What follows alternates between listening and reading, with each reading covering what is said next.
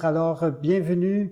Alors à l'occasion de ce 4e dimanche de l'Avent, on est déjà rendu aux portes de la fête de Noël, surtout cette année.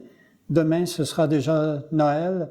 Alors donc, en ce 4e dimanche de l'Avent, nous continuons notre réflexion autour du thème « Viens Seigneur, montre-nous ton visage ». Aujourd'hui, alors à travers les textes de la parole de Dieu, alors, ça va nous permettre justement de voir comment le Seigneur nous a montré aussi son visage.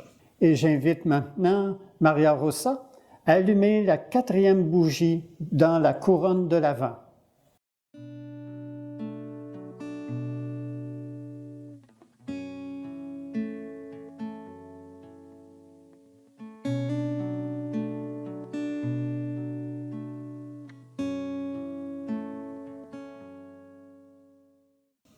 Je vous lis dans un premier temps ce qui sera la première lecture de ce 4e dimanche de l'Avent, un texte qui est tiré du 2e livre de Samuel. Alors, nous allons entendre ceci. Le roi David habitait enfin dans sa maison. Le Seigneur lui avait accordé la tranquillité en le délivrant de tous les ennemis qui l'entouraient.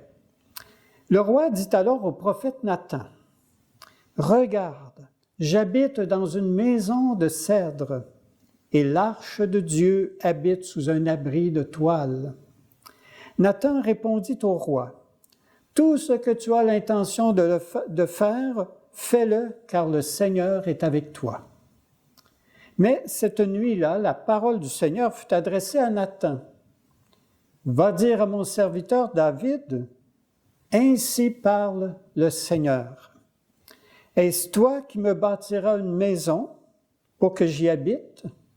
C'est moi qui t'ai pris au pâturage, derrière le troupeau, pour que tu sois le chef de mon peuple Israël.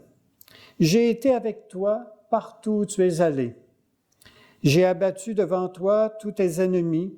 Je t'ai fait un nom aussi grand que celui des grands de la terre.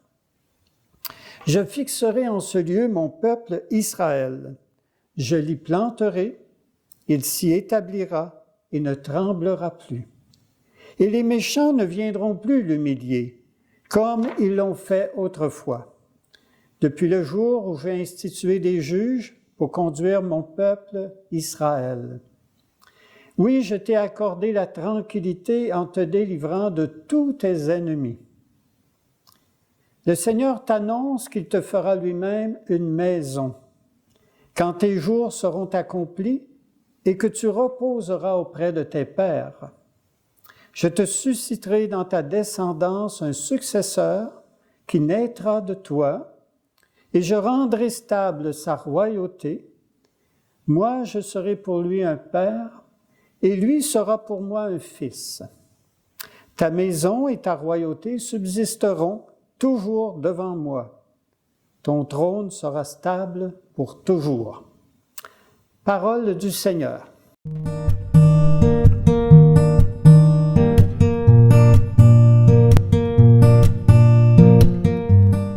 Comme nous venons d'entendre, le roi David réalise que lui habite une maison de cèdre, on pourrait dire aujourd'hui une sorte de château, alors que l'arche d'alliance du Seigneur est sous une tente, depuis le désert. Et là, David, dans son intention, c'est de vouloir construire une maison splendide pour abriter l'arche d'alliance. Alors, le prophète Nathan lui dit, « Ben oui, accomplis ce que tu as l'intention de faire. » Mais le Seigneur va dire au prophète, « Non, ce n'est pas David qui va me construire une maison, c'est moi qui va lui construire une maison, mais non pas au sens d'un bâtiment, mais une maison au sens d'une famille, parce qu'il parle de descendance. Hein.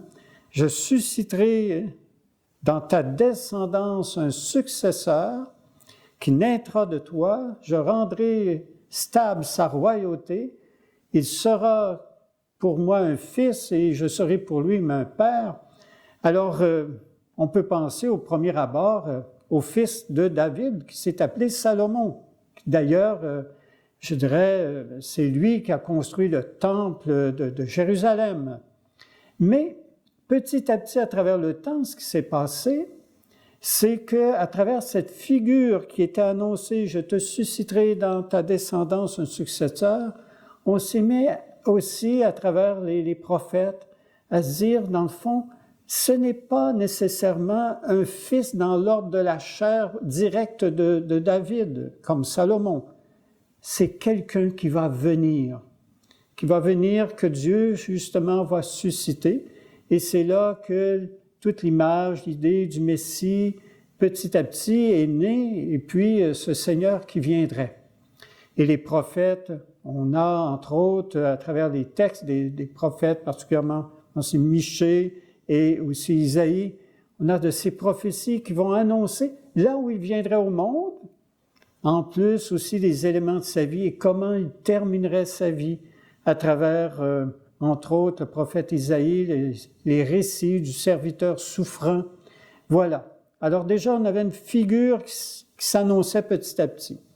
Dans l'évangile du 4e dimanche de l'Avent, à travers un texte qui va nous venir de Saint Luc, c'est l'annonce qui est faite à la Vierge Marie par l'ange Gabriel, que le Seigneur l'avait choisi pour donner naissance au Messie qu'on attendait. Alors que tous, je dirais, dans le peuple de Dieu, du moins les petits, attendaient encore cette grande figure. Et qu'est-ce qui va se passer? Marie, même si elle ne comprend pas tout du comment les choses se feront, elle va se rendre disponible en disant finalement à l'ange, « Voici, je suis la servante du Seigneur, que tout m'advienne selon ta parole. » Elle va lui donner son oui, et en donnant son oui au Seigneur à travers l'ange Gabriel, elle va faire en sorte que le Seigneur, justement, va nous montrer son visage, et ce sera à travers ce visage d'un tout petit enfant, que d'ailleurs dans la nuit de Noël, nous rappelons justement sa naissance, sa nativité, mais c'est Dieu qui a pris notre visage. En voulant nous montrer son visage, il prend notre visage. Et ce sera cet enfant, l'enfant Jésus. Et d'ailleurs, plus tard, quand Jésus commencera, il sera dans sa vie publique, même un jour, un de ses disciples va lui demander « Montre-nous le Père. » Philippe. Et Jésus qui dira à Philippe « Mais Philippe, qui m'a vu, a vu le Père. » Vous voyez, c'est tout à fait normal, c'est comment je dirais, que nous désirions voir le visage de Dieu. Alors, dans le fond, ce qui se passe, c'est qu'avec cette fête de Noël, c'est Dieu qui est venu répondre à notre désir profond. Viens Seigneur, montre-nous ton visage. Dans nos jours sans clarté, dans nos nuits intérieures, dans nos manques d'espérance, Père, viens mettre ta lumière. Tu crées et recrées sans cesse, toi dont la bonté se fait si proche de nous, qu'elle rayonne sous les traits de l'enfant. Dans nos peurs et nos refus, dans nos replis sur nous-mêmes et nos manques de foi, viens Seigneur Jésus, montre-nous ton visage. Toi qui entends le cri du pauvre, toi qui nous relèves, nous guéris, nous libère. Enseigne-nous à vivre comme toi, en fils et filles de Dieu. Dans nos heures de veille, de prière, dans nos instants où tu nous saisis, dans nos communions qui est l'Église, viens, souffle de Dieu, renouvelle notre espérance, nos forces, notre élan. Donne-nous de tout te remettre, même nos attentes, et sur le chemin de l'inespérance, apporte ta paix.